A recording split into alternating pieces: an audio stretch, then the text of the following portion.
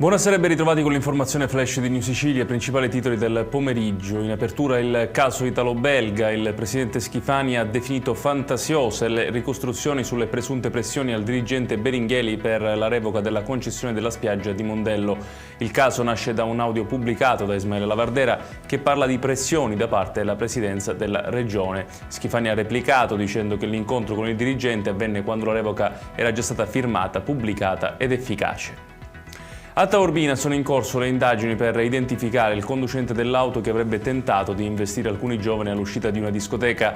Il sindaco Cateno De Luca ha fatto sapere che grazie alle segnalazioni ricevute sarebbe stata individuata la targa del veicolo già trasmessa al commissariato di polizia. Un giovane è rimasto ferito ed è stato dimesso dopo le cure al pronto soccorso. A Santa Maria di Licodia, nel Catanese, un uomo di 37 anni è morto dissanguato dopo aver rotto alcuni vetri in casa, probabilmente in preda a un momento di forte agitazione. Trasportato d'urgenza all'ospedale di Paternò, è deceduto a causa di una importante emorragia. L'uomo pare soffrisse di disagi psichici.